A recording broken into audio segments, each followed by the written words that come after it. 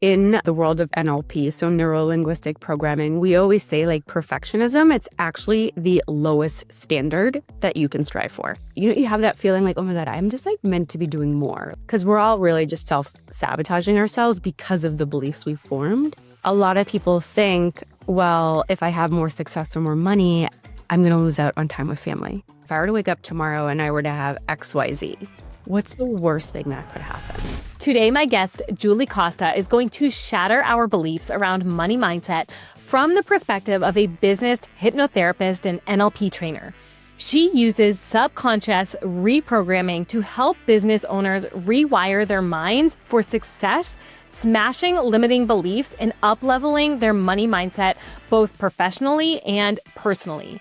As both a coach for businesses across industries and the founder of Anchored, a board-certified accreditation program, Julie equips business owners and coaches with tools that cut through the noise, reprogram subconscious beliefs, and up-level our business success. I can't wait to dive in. Julie, I am so excited to have this conversation with you because myself included, and I know a lot of our listeners have a lot of issues around money mindset, right? And the fact that we can charge our worth. And I think a lot of us are undercharging for our services and also just have that fear of selling and making, a successful business on so many levels, not just selling, but then also what happens when we are successful, right? What does that mean for the way that our life changes? And so thank you so much for coming on. Well, thanks for having me. This is such a fun topic because I feel like it comes up all the time inside of my communities. So I am so excited to jam on this today. Yeah. So just a little backstory about how you and I met. We met at a networking event and a conference run by Rebecca Caffiero. And that was so much fun. It was a women's only event. And so there's a lot of networking that goes on in those. And it's just a very warm, comfortable setting. And so you were one person that stood out to me as just being this like bright energy. And so I gravitated towards you. And yeah, I'm so excited to get into this with you. So I am too. And I was even thinking about that this morning. I was like, oh man, like we met back at that event. So yeah, so great. Yep. I know it was quite a while ago, actually. And so first tell me, because I know you have a lot in your background from what you've done in the past with, business, but then also, your experience with neurology. And I know a lot of people hear the word, hypnotherapy, and they might have a little stigma against it, but you have a deep background of business and neurology as well, too. So I just want to talk to you or get your history of how this all came to be. If you would have told me 15 years ago, this is what I would be doing, I'd be like, you are crazy. So my background, I feel like I've always been an entrepreneur at heart. I've always been a really hard worker. And God, back in the day, I had my own personal training business. I had my own, I think that was actually the big one, my own personal training business. I was working in gyms. And then this group of guys, it was two guys, they were starting their own thing. It was in-home personal training. And they sought me out. They recruited me. I worked for them as we kind of expanded their business model, and then it didn't go as planned. So then I got to keep everything that I had, my clients. And so that became my business. So I did in-home personal training where all my clients, I was going to their houses. So I was doing that for a while. And then I would say a lot of my business acumen came from working at Lululemon for 10 years, working my way up from a, it's been so long. What do we call them? Educators. So a sales associate, an educator, to a key leader, to assistant manager, to store manager, to, hosting a lot of regional and nationwide community events. So really learning how to run a business at scale and bringing in millions of dollars per year. A lot of that business acumen came from Lululemon. And unfortunately, I got fired from Lululemon. Oh. Well, how did that happen? Biggest ego blow. It's so great to talk about it now because I feel like a lot of us have been in similar situations. Yeah. Biggest ego blow, and probably took me a good 2 years to get over it. And it ended up being the biggest blessing in disguise because there's no way I'd be doing now what I'm doing if it didn't happen. So what happened in a nutshell, I took a 6-week sabbatical. I came back. And you have that feeling oh my God, I'm just meant to be doing more. There's something more I'm supposed to be doing here. And I wasn't sure where my path was in Lululemon. I also stopped drinking the Kool-Aid. And so I started to speak up a lot about a lot of things. Hence, this forward-facing message of like work-life balance, but then behind the scenes of what that actually looked like.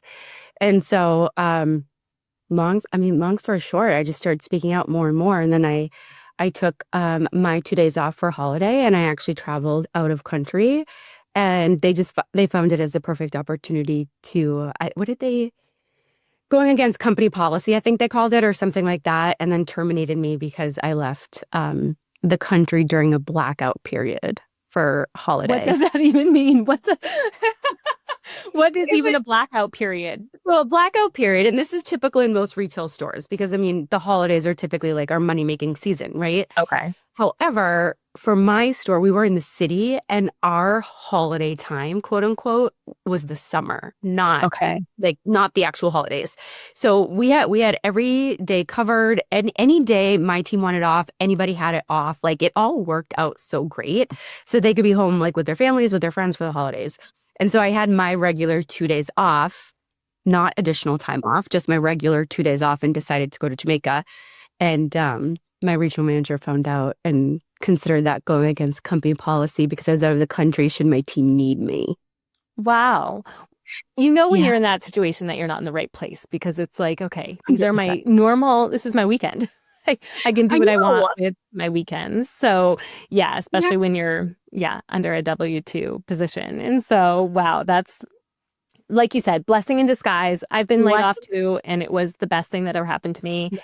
And yeah, I think a lot of people, there's this like fear around talking about it because you don't want to sound like, oh, they didn't want me, or right, whatever mindset issue comes up with being let go or being fired. But the truth is, businesses need to operate at a certain level, and they let people go all the time. And a lot of times it's for the best for us, always. Right? For the people who were let go. And it's never anything personal. And I think that's really hard for a lot of us to grasp when we're in it, because I mean, ultimately later, so getting fired led me into entrepreneurship. Like, I really started, going out, and I had a first business that I shut down, and then I had my second business, and it forced me into the world of entrepreneurship. But then another thing that's kind of stigma, and a lot of us can feel shameful about, is, well, I wasn't making the money I desired at that time. So I had to go find another full-time job. Oh, wow. Yeah. So I did that. And luckily, I found like the best. I was so lucky. The job that I found was so wonderful. And I didn't talk about it right away that I had a full-time job while I was building. I waited a bit, and it wasn't until I started doing the deeper subconscious work that I like released so much shame about it, because I was thinking, oh, well, it just means like I'm not as successful, or people aren't going to trust me, or I'm not an authority or expert, or whatever was going through my head at the time. And then once I started talking about it, so many people I knew started reaching out because they were like, oh my God, like I have a job too. And like, I don't talk about it. So just really open the door to have less shame around that, because I think the smartest thing you can do is actually have a job while you're building your business to keep your nervous system at bay. Yes. And things generally don't move as quickly as people want to when they're growing their business. There's this idea, because we see on Instagram, of these, overnight success. And the reality of it is that we pour our heart and energy into something and it fails. And then we say, what did we learn from that? And we pour our love and our heart and energy into something else. And sometimes that fails too, or maybe it does just slightly better, right? And it's like this growth pattern that like only the strong can really like stick through it. And so, yeah, I absolutely agree with you that having an income on the side during that learning curve that happens for all entrepreneurs is a smart move. So smart. But then like fast forward, I got laid off from that job last year. And then again, it was like, okay, blessing in disguise. But now the way I reacted, or I should say responded versus reacted, was so different.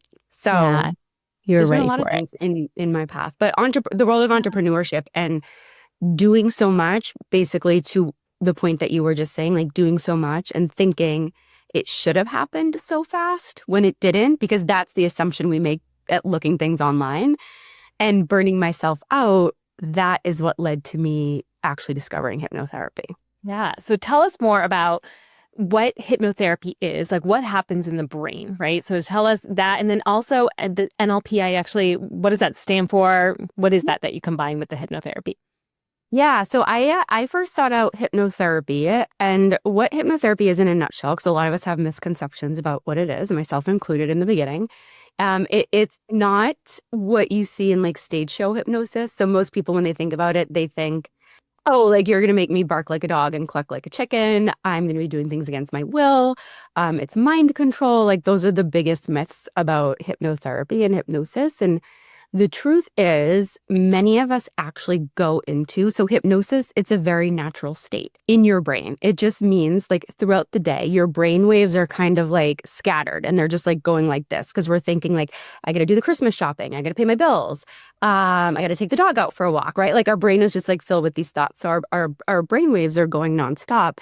And so all hypnotherapy is really doing is we're getting you into a relaxed state so we can slow your brain waves down.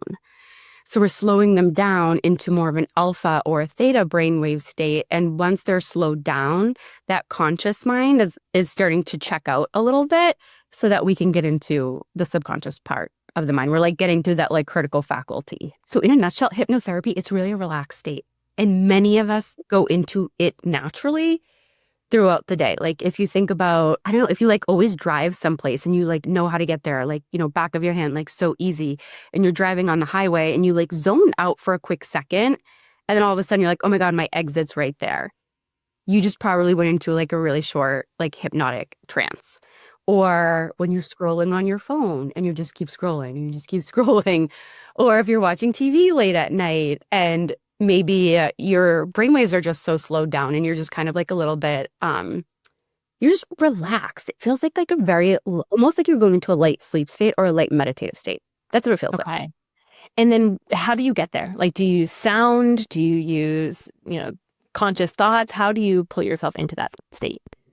Yeah, great question. So in hypnotherapy, like in actual sessions, we do something called an induction.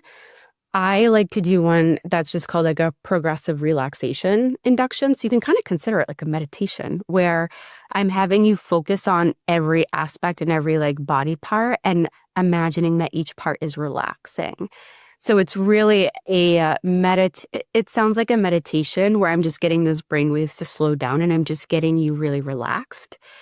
Other ways you can do that too, breath work is a really great tool to get you into hypnosis, into a light hypnotic trance state. Because what breath work does, not an activating one, but a non-activating breath work pattern, it allows you to like drop into the body and like get your body to slow down. And when your body starts to slow down too, then your mind starts to slow down. So breath work is another great tool. For some people, it can be like yoga. Right? Like if like movement, like you can get into hypnotic states too when you're also in movement. But it's really finding time for stillness and slowing down. Interesting. So this is bringing me back to a camp experience when I was probably 12 years old, around that age. So specifically remember it was like a meditation that we did. And we were laying on the floor and he brought us through every body part and said, okay, the back of your neck is starting to melt into the floor. And then, we go to the shoulders and it'd be like, it feels like water spreading. And, and it was like, when from the top, I think it was top down or bottom up, maybe bottom up, actually, I think it was. And I remember so specifically, my mom picked me up from camp, 4 weeks later. I was there for like weeks on end. Right. And I telling her, like, I've never experienced anything like this. Like, it was just, even at that age, I could realize, like, wow, how the effect that had on my mental state, even though I didn't call it that at the time. But yes, I've experienced that. And I actually do that practice, not knowing what it actually was, with my kids sometimes when they're just really like hyped up, or if they can't sleep, sometimes I'll have them do that, start with your feet and we just go through kind of different body parts and have them relax. And it's so effective. It's a great way to slow the brain waves down. And most people are experiencing it without realizing, case in point, what you just said. And most people will call them meditations or guided visualizations without saying hypnosis, because so many people think hypnosis is like mind control. And here's actually like the best piece of information I love to share, because we're working with the subconscious part of the mind when it comes to hypnosis. The subconscious mind is highly moral and highly ethical. And so hypothetically, if something were ever said in like a hypnosis session that like you didn't agree with, your subconscious mind would just hear it and be like, yep, nope. And it's like in one ear and out the other. So it can only like receive and take in the things that are aligned for your highest and best and like most within integrity and moral self. Okay. Wow. That's really interesting. So once people are in that state, then how do you train them to think differently? Yeah. So typically it's not when working with a hypnotherapist. So it's not me or it's not your hypnotherapist that is making things up on the fly in terms of what we think is going to be best for you. We're using your language. So a lot of times we're asking questions and we have something where we call it conducting an interview beforehand. So let's say if, we're on the topic of money mindset and there's a specific goal somebody has when it comes to money mindset or hitting a specific income goal or whatever that is, I'm going to ask certain questions. And all I'm doing is repeating your answers you said to me back to you in the actual hypnosis, what we call like therapy component of the hypnosis session. So it's your exact words repeated back to you. So it's not something that I'm creating or thinking, oh yeah, like this would be best for her in this session. I'm really getting answers from you and reciting it back. So it's almost like when you're asking us what our core goals are, what our desires are, and then you're helping us kind of put that in the subconscious so that we believe it to be true or possible. Is that right? Correct. And a lot of times I'll have you paint the like ideal day of what it looks like to have achieved this goal. Because the subconscious doesn't know the difference between reality and imaginary, which when you think about it, think about how often so many of us get like anxious about things in the future. We typically have like a physical sensation happen in our bodies when we think of that because our subconscious is imagining that it's already happened. It doesn't know the difference between real or imaginary. So if your body can do that, when it comes to something like that, like imagine what can happen when you can like input all the good stuff of like what it is that you actually do want. So it's really like creating that ideal image or like that ideal day, like getting super, this is the key. You want to get super specific, not just, oh, I made more money. Because you got to give you the subconscious directions. If you're just like, oh, I make more money, but then you walk outside and you see a penny on the ground, your subconscious is like, more money, check. We achieved that. Okay. We did it. We reached our goal. Really specific. Okay. So it's kind of going on money mindset. What is this glass ceiling that we all kind of have for ourselves, and how does that come to be? Usually between the ages of 0 to 7. And it's not something we're most likely consciously aware of. It's things because from 0 to 7 years old, our conscious mind hasn't been fully formed yet. So our subconscious is taking everything in. And as we have these events and experiences happen in our life, we take things in, we attach meaning to them.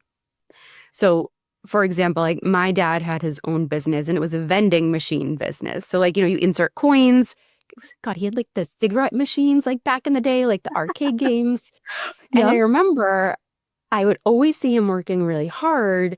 And then he always had like the coin collecting machine like in the garage. And so with me, even just seeing that as a young kid, like I really associated like you got to work really hard to make money because I saw how hard he worked.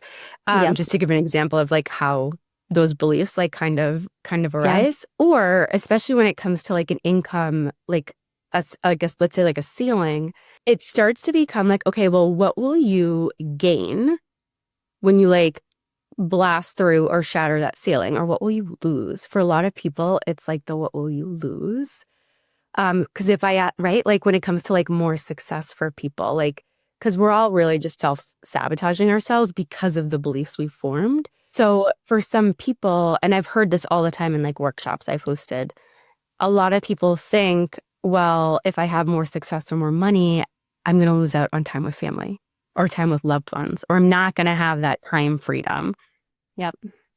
Yeah, I can totally see that. And I'm feeling it in my own body right now that it's like, 100%. I often feel that way that, okay, if I do this, am I going to have to travel for, live speaking opportunities and stuff like that, right? Whereas maybe that's not the reality. Maybe you can still make X amount of dollars without having to do those speaking opportunities, right? Or whatever it may be. But in our mind, we put a frame around it of what it's going to look like, right? When we achieve anything. And yeah, I can see that. So are you saying that a lot of times it's more like fear based than it is about, not seeing the potential? I see a lot of it is fear. It'll definitely be dependent per person. And it's never fear of failure. It's always fear of success. Like hands down, more often than not, it's actually fear of success because it can mean so many different things. That loss of freedom, that time with family. It can mean, oh, more success means like more eyes on me, which means more criticism, more judgment. I don't want to experience that. It's going to be different per person, but even just starting to get clear on like, okay, if I were to wake up tomorrow and I were to have XYZ, what's the worst thing that could happen? Or like, what will I have gained or what will I have lost? And like starting there is like a really good starting point for most people. The way I like to explain it is like most people come to me and like the problem. So let's say like they're not hitting their dream income goal. That's most likely not the real problem. That's like a symptom or a behavior of the real problem. So we want to get to like the actual root, which is most likely like that like belief I'm not good enough or I'm not worthy or whatever that is under the surface. Okay. So some of those those feelings about ourselves, and then also some of the things that we've learned, like you said, from 0 to 7. Going back to that, what are some things? Because I always have a hard time with my own kids being like, okay, how do I teach them that there's abundance without showing them but also teaching them that it's not just handed to you, right? Like there is something that needs to be done in order to get that, right? And so, but it doesn't mean that you have to work and not be present either. And so it's that hard balance to show like, okay, yeah, how do we show abundance without making them spoiled? Without ruining their mindset, right? No, it's a great question. It's a lot of people and a lot of students ask me that all the time too. Here's the thing though, we can't control how their subconscious is going to perceive something. Okay. How do we do that? It's just so hard because they're like, oh my God. And it's funny because like I'll watch back on some videos of me when I was younger. And I remember there was one specific and I was like, oh my God, I'm hearing myself literally get programmed right now. To no fault of my aunt. It was my aunt that was doing it. I'm like, to no fault of her. She didn't know. But it's hard because we can't control how their subconscious mind is going to perceive something. So we can go in with all the best intentions of in the world, and we're just never know like how their subconscious mind is going to attach meaning to it. So don't worry about it too much. No, that's then like pressure off. Take the pressure off. Great. Take the pressure off. Because there's no way that like we can't like program our children or program like those closest to us, especially in like those early ages. We just do the best we can, but like take the pressure off. I do feel like we are in that day and age of like everybody's like, oh well, we are the way we are because of the way our parents, whatever. And there's a lot of like blame that goes on for like different parenting strategies. And I'm like, oh my God, what am I doing to my kids, right? You can take the pressure off. You're doing the best that you can. The one piece of advice I will share though is the words that we use can be important. So like think of like a young kid and a parent might be like, don't spill the milk. Well, and this is another fun fact, the subconscious mind does not process negatives. So it's not hearing don't, it's just hearing spill the milk. So if we can start to think of, okay, if I don't want my kid to spill the milk, well, what could I say that's actually more positive and reinforcing? Hold the bottle upright or hold the cup upright instead. So it's just trying to think of small language tweaks can make a big difference. Okay, yeah, not talking in negatives. How do you feel about talking also in absolutes? Because I feel, I hear a lot of people say like, you never do it that way, or, that type of stuff. And I'm just like, oh, ouch. Like, yeah. What do you feel about that? I feel the same way as well too. Like definitely when it comes to like the negations, because that's how most of us are actually trained. We're trained to focus on like the negative language. So the more you can switch it to the positive, because it's like, okay, I don't want him to, we'll just keep going with the spill the milk. I don't want to spill the milk. Great. What do you want him to do instead? Focus on that. Okay. Right. So it's like thinking about that positive outcome. And then give me an example of an absolute. Oh gosh. Like, I don't know. If like when my kids are fighting or something and someone says like, you guys always bicker about this, right? Like you always, right? Using those types of words or you always, never, like those types of words that are just so almost putting like a identity to it in a way, like that you're someone who always does this, and that I don't like that type of thing. I try to avoid it, but sometimes I catch myself doing it myself. Yeah, because I mean we're programmed, right? Like it just comes unconsciously, like unconscious behavior to us. Again, it could be like small language tweaks, because if a child's young and they're hearing that, well, what could potentially happen is like they're hearing like you always bicker. So maybe then in every relationship growing up, they're always going to be bickering like with the person that they're in a relationship with. So it's just like, yeah, like small language tweaks instead. It's like, okay, like what do you want them focusing on instead? Yeah. Okay. So yeah, focusing on how to solve the problem that's at hand, right? Rather than just fighting about it. What are you trying to get from this situation? And can we focus on that? Yeah. Yeah. Just asking some questions, I think is really like what and how questions. Okay. So what are some subconscious beliefs that you see most often in coaches who are having a hard time growing their business? They're stuck, they're plateaued. What are some of those fears or beliefs that you see come up frequently? Yeah, I mean, there's a lot. There's definitely like fear of visibility, right? Like, what will Sally from high school think? What are people going to think about me? At the root of everything, it's a I'm not good enough, or an I'm not worthy, or like an I'm not deserving. Those are typically like the root core beliefs of people. And then like the behaviors of that are, the fear of showing up online consistently, the fear of selling and thinking sales is sleazy. A lot of people have that programmed. And then therefore they got into business to help people, but then it's hard for them to help people if they're not doing the sales thing to get the people in to help. Sales is a big one. Yeah. I had an interview with Colin Boyd, and what he said is like, think of sales as a welcoming energy. You're bringing somebody into something that can like change their life. An offer is actually an energy. It's actually a feminine energy, an offer. Interesting. Because you're asking people to come in. It's like it's a welcoming. Okay. So rather than I'm pushing you, which is a masculine kind of aggressive energy, it's a feminine energy of I'm welcoming you, I'm inviting you into the offer, but there are some boundaries that I have in this offer. Okay. I loved that, rather than thinking of it as like a pushing kind of energy and a masculine energy, more thinking of it as that feminine, welcoming them in, that it's really something warm and that you're inviting them into a world that, could potentially really change things for them. And so, yeah, I liked that. Yeah. What I see all the time is that I can be coaching coaches, because I coach coaches, on how to run their memberships, for example. And one of them is, they're essentially doing the exact same thing, but one of them is getting success, growing the business, and the other one is just really stuck, even though the quality and the content in the membership might be very similar. So what do you see happening there? Is it like self-sabotage, or what's happening in those situations? Yeah, most likely it's self-sabotage because of the core belief that's running the show, with like, I'm not deserving, I'm not worthy. And self-sabotage, we will self-sabotage ourselves in many different ways. Procrastination, that's a form of self-sabotage because of a core limiting belief we have. Because if we just think, well, I'll put off doing that thing, then I won't actually do it.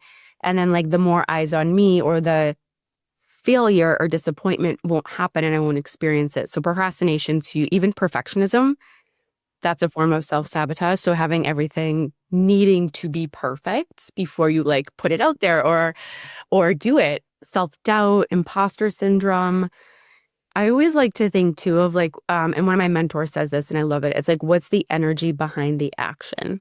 Because a lot of people can be operating from scarcity and lack Okay. versus that like confidence and abundance. And that energy Interesting. is always felt Yeah. too. I do see the perfectionism thing all the time. And I'm always telling my coaches, we have to put it out there before it's perfect or it'll never get out there, right? And you're going to end up spending so much time building this thing that maybe people don't actually want. Instead, let's put it out there and see what are people liking about it? What are they not? What are they wanting more of? What are they wanting less of? And then start to refine and, quote unquote, perfect it, right? It's never going to be perfect, but make it better. And so, but people get so stuck in that they don't want to. And I think it's fear of embarrassment. I think of a lot of what that comes from. But yeah, I love the way that so what would you do in that situation of saying, okay, this person clearly is having an issue with this. What are some tools that they could do or you would do with them to get them over that hump? Yeah, well, I think first thing I always love to share too. So in the world of NLP, so neuro linguistic programming, we always say like perfectionism, it's actually the lowest standard that you can strive for. And we focus on excellence instead. So we consider like perfectionism, low standard, and focusing on excellence instead. So it's like, okay, I'm going to put this thing out. Great. How can I make it better next time? Or how can I refine it? So, right, like always excelling ourselves, always excelling things in our business. So really the focusing on excellence over perfectionism, that's like a big, big thing in NLP. And then when it comes to, so this is really working with like beliefs. So figuring out ways to like retrain the brain. A lot of different things you can do, whether it's hypnotherapy, it's hypnosis audios, it's subliminal audio. Subliminal audios are my community's favorite because it's habit stacking. You don't have to make time in your day. You can have a playing in the background while you're working, like game changer. Breath work, tapping. I'm trying to think. On the easiest thing too, and I tell people all the time, like visualization. If you take like 2 minutes before you go to bed at night, because your brain waves have slowed down a little bit because you're getting ready for bed, paint that picture in your mind of the best case scenario. You've launched the membership. You've done the thing. How do you feel? Like start to paint it in your mind. Because remember, the subconscious doesn't know the difference between reality and imaginary. So the more you can even do that before going to bed, that's going to be really helpful too. Because you're playing it out. So now your mind and your body are getting used to it as if it's real. Interesting. So would you say it's almost acting as if it's already happened in some ways? Correct. Like, Yep. okay. And then with It's getting familiar. Yes. So with that, with visualization, with doing the breath work, what was the other thing you said? Like audio that you can play in the background? It says Subliminal like, audios. okay. Those are my community's favorite. So it's consciously, you will hear like music, some maybe like meditative light music. But what's embedded in the audio are like positive affirmations based on whatever the topic specifically is. So your conscious mind is being distracted by the music while your conscious mind, while your subconscious mind is picking up the affirmations in the audio. And it's a form of brain training and reprogramming. I love that because you can do it when you're doing laundry, when you're cooking, right? Like all those things that are somewhat mindless. Yeah, but have Yes. that instead of your negative thoughts, like what's on my Yes. to-do list, all these things that are, grabbing at your attention. That's Yep. And you'll beautiful. definitely notice a shift just in that. And that's where I'll always start people because it's the easiest to add on when you're going for a walk, when you're working. Yeah, when you're doing laundry, it's a lot easier. And how do you help people build in some of these? Because I know that particular one doesn't take up a lot of our time or effort, but the other ones that do take up a little bit of time, our breath work, our visualization, like what would you recommend for scheduling those into our daily routine? Yeah, honestly, you don't need more than 20 minutes. You could probably even bring it down to 15 minutes, but like 15 to 20 minutes a day. It's not like to listen to a breathwork audio, to listen to a hypnosis audio, to do some tapping on yourself. And you don't even have to, because like tapping, you're going through like the full range of meridian points on the body. But sometimes I'll just stay like on my collarbones and I'll just tap and be like, oh my God, I'm so aggravated right now. And like, I'll just talk it out as I'm tapping. Okay. And sometimes I have clients who are going through something and I'm like, great, let's talk about it. Tap while you're talking. Okay. Yeah. And then we'll just go, great, like, tell me about the problem. Like, just you want to, because it's like you start talking about the problem and you start shedding light to it. And I'm like, okay, great. Tell me what you want instead. Like, Okay, and then we'll doing it. And it's probably when you're saying it out loud, realizing like, oh, it's not as big of a deal as I am making it be in my head. Yes. Yeah. So we're getting it like out of here where we're like, oh my God, it's like this big thing. And then we're bringing voice to it and shedding light to it. And then it all of a sudden becomes less of an emotional charge. Yeah, that makes a lot of sense.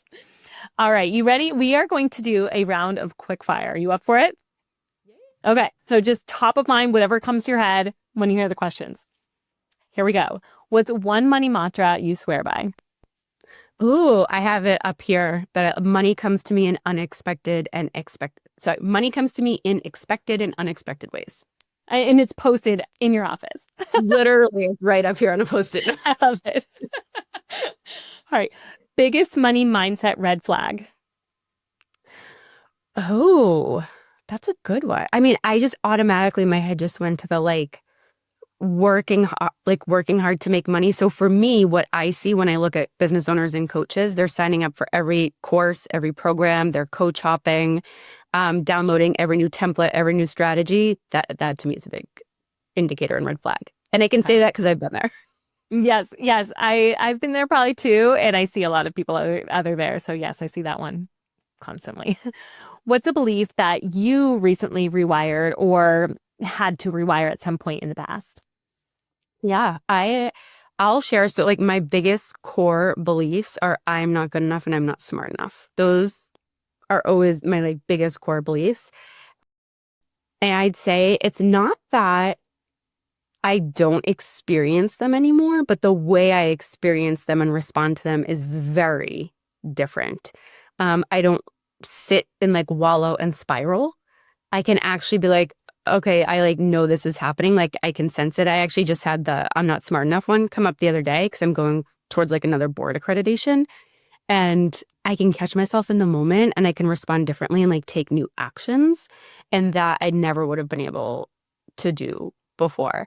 So, and I share that so that people understand that yes, there are some you can move through really quickly and you don't experience them again. And then some of those core ones, they're always going to be there. But the way you move through them is so much quicker and faster. Mm-hmm. Yes, I love that. What's one thing entrepreneurs overcomplicate when it comes to growing their business? Oh, one thing I think just the strategy in doing it. I think it needs to we think we need to do all the things when it's no, just talk about it and have a way people can pay you. Right. That's so true. You don't need anything fancy, right? No. To get started anyways. Yeah. What's underrated, most underrated success habit? Making time to, how do I want to say this? Quieting the noise. I think as humans and business owners and entrepreneurs, we are so programmed to consume and we're consuming nonstop. I'll share one of the best things I started doing was not listening to podcasts or not listening to audiobooks or anything like that or training when I'm going for walks outside with my dog. So now I listen to nothing. Yeah, that white space makes all the difference, right? So much clarity comes from that. Yep. What's your go-to grounding practice before a maybe stressful situation for you? For me, it's called the learning state, and it takes less than a minute. So it's you'll find a spot in front of you, and you'll keep your head still, and then you'll look up 45-degree angle. And you stay focused on the spot, but you expand so I can see more. I can see my hands wiggling right here. Yep. That actually allows you to drop into your subconscious. And because your eyes are elevated, it gets you out of your kinesthetic and your feel. So you actually can't feel any negative emotions when you're in it. Mm-hmm. So great to do before interviews, trainings. Or if you know anyone that's just feeling heavily emotional, to get them out of their feels, look up. Yeah, I love that you have so many tangible things that people actually can do right away. And they're so quick. Yes, I love it. Where can people find you, Julie, if they want to learn more? And what would be the best place to reach out to you? Yeah, I mean, my website is Julie M as in Mary Costa, COSTA.com, and then Instagram, julie.m.costa. And Julie, I think you had one more thing too. You mentioned a free 30-day audio or something. How do people get access to that and what's that all about? Yeah. So Activate is my self-hypnosis membership. I always say and feel very strongly that it's a great starting point for a lot of people. You have access to, I think it's 80 plus audios at this point. Breathwork audios, hypnosis audios, subliminal audios in a bunch of different categories from money, business, confidence, clarity, health. And I'm more than happy to gift 30 free day access so that people can try it out and experience the beauty of reprogramming from the comfort of their own home. I love that. Thank you. I'm definitely going to try it. So I hope everybody else grabs that too. Thank you so much.